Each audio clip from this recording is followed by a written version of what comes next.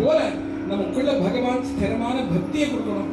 எந்த அவஸ்தையிலையும் கூட இந்த பக்தி மாறாமல் அது இருந்து அது நமக்கு மிகப்பெரிய சக்தியா இருக்கணும். ஏன்னா இவ எல்லாருமே நமக்கு அத்தைய அனுகிரகத்தை தான் பண்ணிருக்கு. இவ எல்லாருமே பெரிய சிற்பி மாதிரி.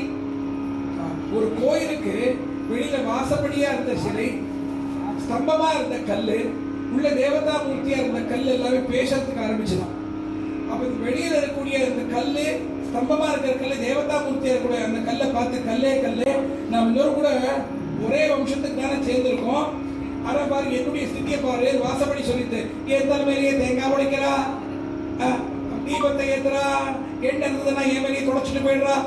ஸ்தம்பமா இருக்கிற கல்லு சொல்லிட்டு பிரசாதம் கொடுத்தா, சிவாலயமா இருந்தா விபூதி குங்குமம் கொடுத்தான்னா கொஞ்சம் இட்டு மீதி எனக்கே போட்டுடுறா. அவர் பிரசாதம் கொடுத்தான்னா கல்லே காவேரியை எனக்கே தொடச்சு விடுறா சாப்பிட்டு. இது என்னுடைய அவஸ்தை.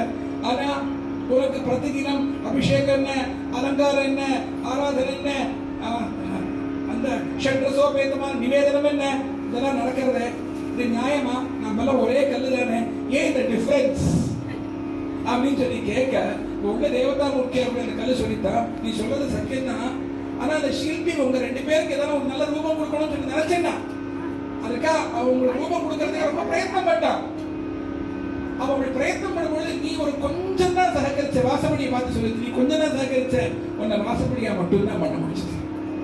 நீ ஒரு கொஞ்சம் ஒத்துழைச்ச, அதுக்காக இந்த கோயில ஒரு தூணா மாறின. ஆனா அவன் என்ன பண்ணும்பொழுது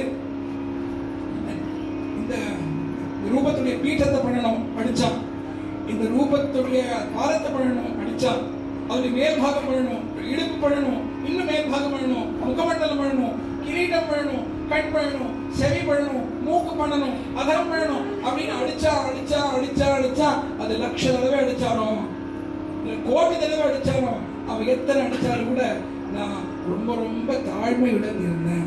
அதெல்லாம் இன்னைக்கு கோயில்ல கர்ப்பகிரகத்தில் தேவதா மூர்த்தியாக இருக்கேன்.